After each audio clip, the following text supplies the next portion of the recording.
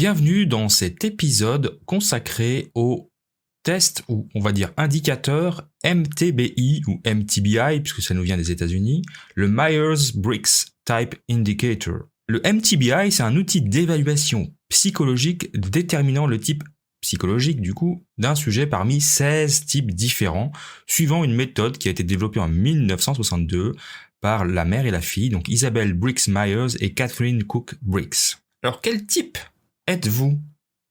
C'est ça la grande question. Alors aujourd'hui, on va pas déterminer votre type MTBI parce que ça prend un peu de temps et chaque type, même s'il n'y en a que 16, c'est très particulier, mais on va dégrossir un petit peu le sujet, comme ça vous serez beaucoup plus informé et vous pourrez prendre les bonnes décisions quant à quel test vous voudriez vous soumettre pour déterminer votre type.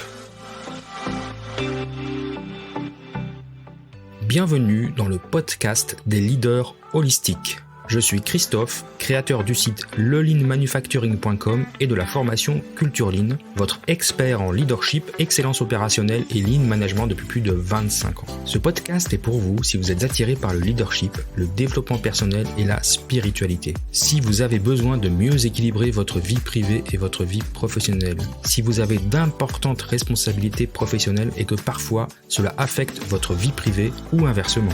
Si vous voulez devenir un leader serviteur, bienveillant, humaniste, éthique et intuitif, si vous voulez développer un leadership avec une approche globale, intégrale, holistique, basée sur votre corps, votre cœur et votre esprit pour le bien de vos proches et de la communauté, alors vous êtes au bon endroit. Que vous soyez un homme ou une femme, directeur, manager, leader expérimenté ou pas, coach accompagnant des dirigeants, je vous remercie de passer ces quelques minutes avec moi aujourd'hui. Allez, on y va, c'est parti!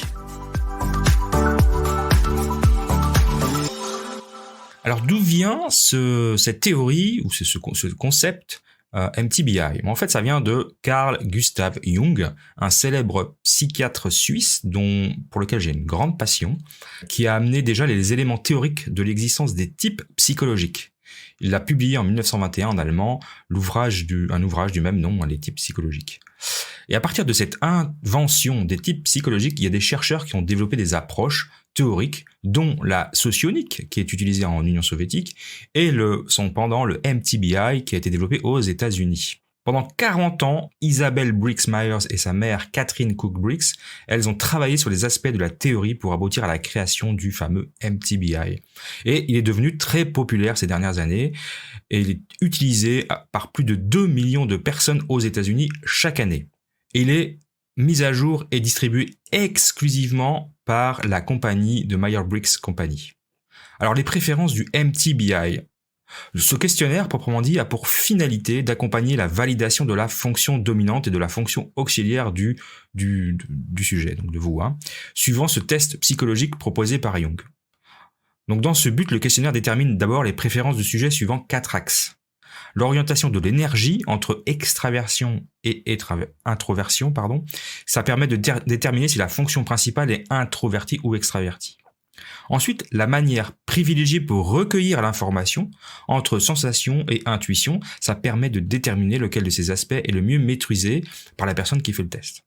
Donc sous forme de fonction dominante ou auxiliaire. Et de même, le traitement privilégié pour la prise de décision entre pensée et sentiment. Ça détermine laquelle des deux fonctions privilégiées, ou par la pensée ou par le sentiment. Donc soit on est rationnel, soit on est plus, alors je dirais pas intuitif, mais on va plus se baser sur notre cœur. On va venir dans le détail après. Et puis ces 3 préférences donc avaient été développées par Jung, elles ne suffisent pas. Et donc, les créatrices du MTBI, elles ont conçu la polarité jugement-perception, donc une 4e préférence, qui se fonde sur la distinction faite par Jung entre les types irrationnels, donc la perception, et les types rationnels, jugement. Pour les types irrationnels, d'après Jung, c'est la perception, sensation ou intuition qui est extravertie, tandis que pour les types rationnels, c'est le jugement, la pensée ou le sentiment qui l'est. Ce questionnaire, il est pour une 4e préférence, permet de déterminer laquelle de ces deux fonctions est la fonction principale du sujet. Alors c'est un peu confus ce que je peux vous dire parce que c'est la théorie. On va tout de suite aller dans la pratique. Je vais vous expliquer tout de suite en quoi ça consiste. Alors c'est parti. Les 16 types psychologiques sont basés donc sur les 4 préférences, enfin les 8 préférences du MTBI. Donc la première, c'est le choix entre les deux. Première question à se poser, d'où tirez-vous votre énergie et où portez-vous votre attention? Est-ce que vous prenez votre énergie dans le monde extérieur ou est-ce que vous prenez votre énergie dans le monde intérieur? C'est-à-dire que vous prenez plus d'énergie, vous vous ressourcez seul chez vous dans la nature ou est-ce que vous vous ressourcez avec des amis, avec des gens? Et puis là, là on fait déjà la différence entre ces deux fonctions. Donc si vous préférez la fonction solitude, entre guillemets, intérieur, vous êtes introverti, c'est l'introversion, c'est le I. Et si vous êtes dirigé vers l'extérieur, c'est l'extraversion, et c'est le E. Donc, ah oui, j'ai oublié de vous dire, chaque type de personnalité est déterminé par 4 lettres. Donc, dans la première lettre de votre type sera le I ou le E. Donc, si vous êtes introverti ou extraverti. Ensuite, la deuxième question que vous devez vous poser, c'est comment vous préférez recueillir l'information, comment vous aimez vous informer. Soit vous vous attachez au fait et au concret et vous êtes dans la sensation, donc la lettre sera le S, soit vous vous attachez aux nouvelles possibilités, au potentiel, vous êtes plus imaginatif, créatif et vous êtes plus dans l'intuition. Alors ce ne sera pas le I parce qu'il a déjà été pris, donc ce sera le N. La troisième question, c'est comment prenez-vous vos décisions, soit d'une façon logique et rationnelle, donc ça, c'est par la pensée et c'est la lettre T, pour thinking en anglais, ou soit vous décidez selon vos propres valeurs personnelles. Et puis là, ça veut dire que vous décidez selon vos sentiments, sur vos propres valeurs, et c'est la lettre F pour feeling. Et enfin, quel est votre mode de vie idéal? Est-ce que vous préférez un mode de vie organisé, planifié, réglé, et là vous êtes plutôt dans le mode jugement avec la lettre J, ou est-ce que vous préférez un mode de vie plutôt souple et flexible, plutôt dans l'improvisation, et vous êtes alors dans la catégorie des perceptions avec la lettre P. Donc pour résumer, on a quatre préférences. L'orientation de l'énergie, ou extraverti ou introverti, le recueil de l'information, ou de manière sensation ou de manière intuitive, la prise de décision par la pensée ou plutôt par les sentiments, donc le cerveau ou le cœur, et enfin le mode d'action, qui est soit par le biais du jugement, soit par le biais de la perception. Et puis, ces combinaisons donnent 16 types de personnalités avec l'association des 4 lettres, parmi les 8 lettres, de 4 lettres. Donc cet indicateur MTBI, il identifie donc 16 grands types de personnalités à partir des 2 préférences possibles pour chacune des 4 dimensions dont je viens de vous expliquer. Les connaissances de ces 4 préférences d'un sujet indiqueraient son type MTBI, ils sont donc au nombre de 16, ça vous l'aurez compris. Le questionnaire indique aussi le pourcentage de clarté dans le choix des réponses. Il s'agit de la constance des choix d'une réponse plutôt que d'une autre lorsque la personne a répondu au questionnaire. On peut comparer ces informations à la clarté d'une sorte de photographie. Parfois la photo elle est claire, parfois elle est un peu plus floue. Et avec un appareil photo de grande qualité, on arrive à voir.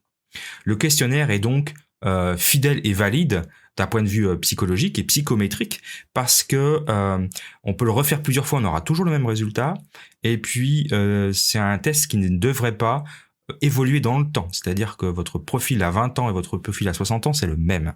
Et puis il n'y a pas de valeur de niveau de MTBI, c'est-à-dire que on parle de préférence, on parle de, par exemple, si vous êtes gaucher ou droitier, il n'y a pas d'intensité. Un individu n'est pas très droitier ou très gaucher, il est soit droitier soit gaucher.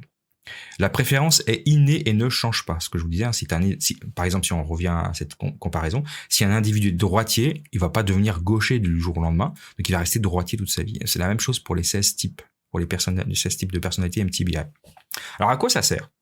Alors d'abord, ça sert dans le monde professionnel, c'est très utilisé, puisque ce que je vous disais en intro, il y a plus de 2 millions de personnes qui font ce questionnaire aux États-Unis. J'ai pas les chiffres en France, mais il est aussi très utilisé. Il peut être utilisé en éducation, en coaching, en counseling, ainsi que dans toute situation qui demande de la coopération, du travail d'équipe auprès des adultes. C'est pas quelque chose qu'on fait aux enfants, par exemple. En Europe, l'organisme qui détient les droits, il s'appelle OPP. Cet organisme dit qu'il aide à améliorer les relations personnelles et professionnelles, qu'il augmente la productivité et permet d'identifier des préférences en matière de leadership et de communication. Alors attention, on en parlera après, il ne faut pas tomber dans le piège des cases et des profils types. Mais je continue sur la partie professionnelle, puis on reviendra après sur ce sujet. Juste, il faut noter que c'est une marque déposée, MTBI, par la fondation Myers-Briggs, du coup, par les deux inventrices. De ce fait, seuls les praticiens licenciés à cette fin peuvent faire passer officiellement un questionnaire complet MTBI. Sinon, c'est de la contrefaçon. C'est un questionnaire qui est payant et il est nécessaire d'être certifié donc pour le faire passer. Il existe une version gratuite de ces tests, mais elle n'utilise pas le questionnaire complet parce que on peut déduire le type MTBI à partir des 2 premières fonctions, dominantes et auxiliaires. Alors n'importe quelle méthode qui permettrait d'identifier correctement ces fonctions, les 2 premières donc, ça pourrait vous donner le résultat. Et c'est le cas sur les tests qu'on voit sur Internet, mais ce ne sont pas des tests complets. Si on veut vraiment avoir le test complet, il faut le faire par une personne certifiée MTBI. Alors, est-ce que ce test est fiable ? C'est un test, donc ce que je disais tout à l'heure, c'est un test qui est officiel, qui est psychométriquement fidèle. C'est-à-dire que on peut faire le test 10 fois, on aura toujours la même chose. Il est consistant. Il a été validé en termes de contenu, de construction et de critères. Et puis, l'essentiel des études, elle est consolidée dans un manuel qui est le manuel officiel du MTBI. Donc, je n'ai pas lu personnellement, mais si ça intéresse quelqu'un, voilà, il faut s'adresser à la fondation MTBI. Selon l'éditeur, le MTBI, donc c'est pas un test, c'est plutôt un indicateur, parce qu'il n'y a pas de bons résultats et de mauvais résultats. La découverte passe par un questionnaire et un entretien de découverte avec un praticien qui va faire une lecture plus approfondie. On parle de questionnaire et non de test pour limiter certains biais lors de la passation, notamment en termes de désirabilité sociale. Parce que, évidemment, on va dire que... Parce qu'il y a des statistiques. Et puis, ces statistiques montrent que les différents types MTBI ne sont pas, statistiquement équivalents. C'est-à-dire qu'il y a des personnalités qui sont plus rares ou plus courantes que d'autres. Mais ça n'en fait pas d'elles des meilleures personnalités ou des moins bonnes. C'est juste qu'elles sont, elles sont moins représentées dans la société. Donc ça va de 15% pour certains à moins de 2% pour d'autres. C'est très difficile de trouver des tests fiables sur Internet. J'en ai testé plusieurs. Il y en a, c'est vraiment du grand n'importe quoi. Comme c'est traduit de l'anglais, c'est souvent très mal traduit. Celui que je trouve plutôt pertinent et qui existe en français, c'est le test du site 16personalities.com, donc 16 personalities en anglais.com. Il y a une version française. La traduction est pas extraordinaire, mais enfin elle est plus que correcte. Et puis les résultats sont consistants. Moi, je l'ai passé plusieurs fois justement pour vérifier. Il correspond bien à mon résultat. Donc voilà, si vous avez envie. Alors ça reste un test en ligne, gratuit, donc vous n'aurez pas toutes les infos nécessaires, mais déjà pour trouver votre type MTBI, c'est pas mal. Ça marche plutôt bien. Donc 16personalities.com. Je rappelle que le MTBI, c'est un indicateur autodiagnostique, c'est-à-dire qu'on répond soi-même à des questions, vous verrez, avec des échelles de valeur. Donc c'est plus ou moins, donc du coup c'est l'individu qui valide son type. Le questionnaire et l'entretien, c'est des éléments essentiels au processus de validation, avec parfois besoin de temps. Donc c'est pour ça que on recommande de le faire avec un professionnel si on veut aller plus loin. Parce que c'est un test, c'est vraiment intéressant de découvrir son type MTBI pour comprendre pourquoi on réagit à certaines situations de cette manière-là et pourquoi d'autres ne réagissent pas de la même manière que vous. Finalement, alors j'aurais peut-être dû commencer par ça. C'est vraiment important de comprendre pourquoi vous réagissez de telle manière, d'une certaine manière dans une situation professionnelle ou personnelle, parce que vraiment c'est utile dans les deux cas. Et puis pourquoi certaines autres personnes réagissent différemment. Alors évidemment, vous ne serez pas capable de mettre un type comme ça à la volée en regardant les personnes ou en leur posant 2-3 questions. Mais vous pourrez déjà vous dire si ce sont des personnes plutôt introverties, extraverties, comment ils prennent leurs décisions. Enfin, sur les 4 échelles macro, on arrive quand même à mettre plusieurs types potentiels sur les personnes et donc du coup des profils de comportement. La question que vous allez vous poser et que vous devriez me poser, c'est Christophe, on est 7 milliards d'humains sur Terre, même un peu plus. Comment on peut faire rentrer 7 milliards d'humains dans 16 profils types ? Est-ce que c'est pas un peu grossier ? Est-ce que c'est pas un peu dégradant même de mettre des gens dans des cases ? Alors je dirais oui, bien sûr. Ça ne reste qu'une image, une photographie de certains types. Et puis est-ce que c'est pas trop réducteur finalement, parce que chaque humain est unique ? Alors oui, MTBI, c'est une carte macroscopique pour comprendre les êtres humains et je trouve intéressant de bien comprendre les différents types de personnalités parce que sans vouloir faire de la psychologie, quand on est manager, on a un peu besoin de ce genre d'informations pour comprendre pourquoi nos collaborateurs ou nos fournisseurs ou nos clients ou notre hiérarchie va réagir de telle ou telle manière. Alors j'ai déjà parlé du DISC, donc je vous encourage à écouter l'épisode de la saison 1, l'épisode 08, comment parler à tout le monde, qui parle du DISC, des personnalités DISC, donc qui est très complémentaire à ce test, parce que ça vous permet, avec ces deux outils, de bien comprendre la psychologie humaine et de pouvoir peut-être comprendre vos collaborateurs. Donc, j'en reviens à mes MTBI, 16 profils, évidemment, c'est très macroscopique. Comment vous illustrer cela ? Imaginez, alors moi je fais de la randonnée, j'adore ça, aller me promener en montagne, et puis donc des fois j'aime bien aller dans des endroits que je connais pas, et donc j'ai besoin d'une carte. Je vais télécharger une carte pour ma randonnée sur mon téléphone, et la carte va vous donner certaines informations, le point de départ, le point d'arrivée, le dénivelé, la distance, éventuellement quelques points intermédiaires, et puis c'est tout. Sauf que quand vous allez vous promener, vous allez arriver au point d'arrivée, vous allez prendre votre sac à dos, vous allez démarrer. D'un seul coup, le soleil se cache par certains nuages, les oiseaux font du bruit, vous voyez une magnifique animal, un magnifique biche par exemple, ou traverser devant vous, vous ramassez des champignons, vous faites la petite pause, le soleil revient, vous mangez votre petit sandwich, vous repartez, vous regardez dans le ciel, vous voyez un avion passer en haut dans le ciel et vous vous posez la question de d'où il vient, où est-ce qu'il va. Vous continuez votre route, vous vous arrêtez auprès d'une source d'eau, vous buvez, etc., etc. Donc vous comprenez bien que tous ces petits détails qui sont très vivants, qui ne sont pas statiques, s'ils étaient indiqués sur votre carte serait complètement illisible. Eh ben, c'est exactement ça, les 16 types de personnalités. C'est que ça vous donne une carte très macroscopique qui vous permet de lire la carte de l'humain. Mais ça vous donne pas les détails. Évidemment qu'il y a des histoires de vie, des interactions entre les gens. Et on n'a pas pour prétention avec ce test MTBI de vous donner la totalité de chaque humain. Donc, on vous donne bien des profils différents. Donc, c'est pour ça que je dis que c'est intéressant de connaître ce concept MTBI ainsi que le DISC, parce qu'avec ces deux outils, vous êtes capable de cerner de manière très macroscopique vos collaborateurs, ou vos amis, ou votre famille, et peut-être mieux les comprendre. Voilà, c'est ça l'idée, et mieux interagir avec eux.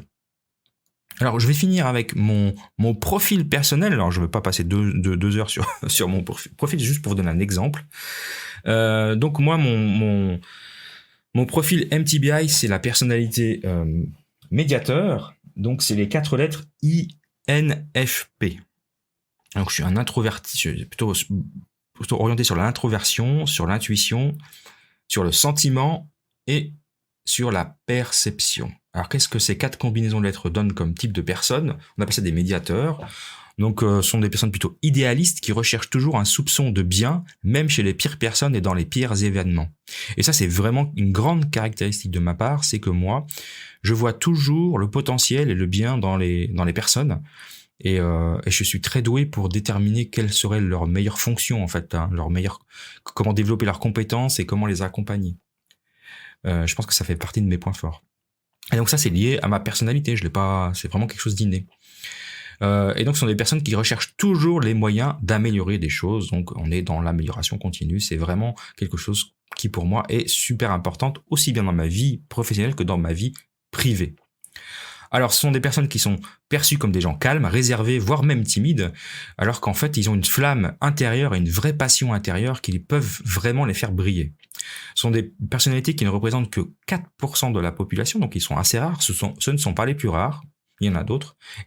Mais cela fait pas de moi quelqu'un d'exceptionnel, hein. C'est juste que voilà, c'est une personnalité un peu plus rare et du coup c'est le risque de se sentir un peu incompris et malheureusement assez élevé quoi.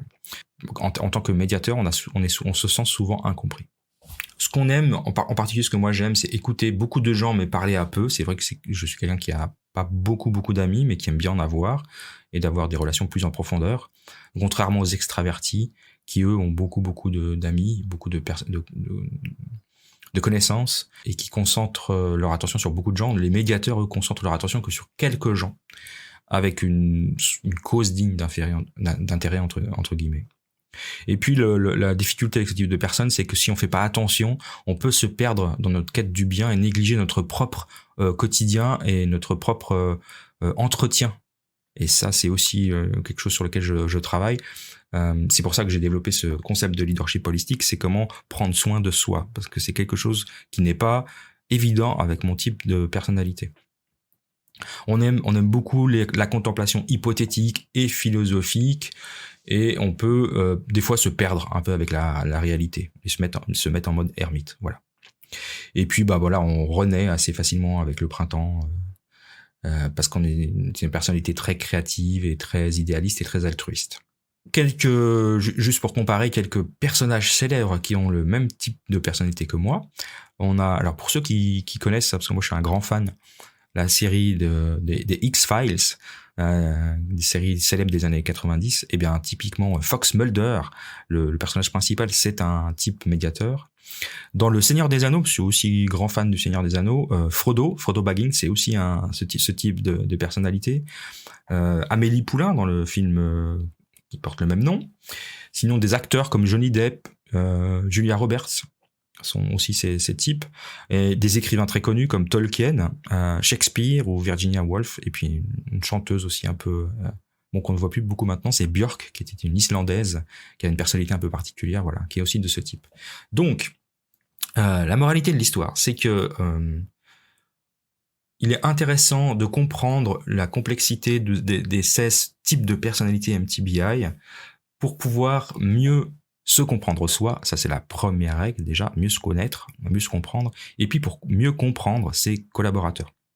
Alors, pour ça, je vous propose dans ma formation qui va sortir là, Ikigai, donc qui est en référence au podcast de la dernière fois, donc Ikigai, donc que je vous encourage d'écouter si vous n'avez pas écouté le premier épisode de la saison 3, Ikigai, qui est un podcast qui tourne autour de la quête du soi, de sa mission de vie, ou des choses comme ça. Dans cette formation, justement, je développe aussi bien le disque que le MBTI. Alors, je suis pas propriétaire de ces deux concepts, donc mais par contre, je les explique de long en travers. Donc, si vous voulez vraiment aller en profondeur et comprendre tous ces types de personnalités et comment ça interagit, etc., je vous encourage à aller sur mon site, sur la boutique du Lean, donc lean.boutique, et puis vous verrez la formation Ikigai qui est accessible et qui est à moitié prix jusqu'à la fin du mois de mars, avant le lancement de la dite formation en avril. Donc si vous voulez aller plus loin sur l'Ikigai, si vous voulez aller plus loin sur le MBTI, si vous voulez découvrir aussi revenir sur le disque, voilà, c'est la formation qu'il vous faudra. En attendant, je vous remercie beaucoup de m'avoir écouté, d'avoir passé ces quelques minutes avec moi. J'espère que ça vous aura intéressé et que vous aurez découvert des choses très, très intéressantes. Et je vous retrouve dans un prochain épisode la semaine prochaine. En attendant, je vous souhaite une bonne semaine. Au revoir.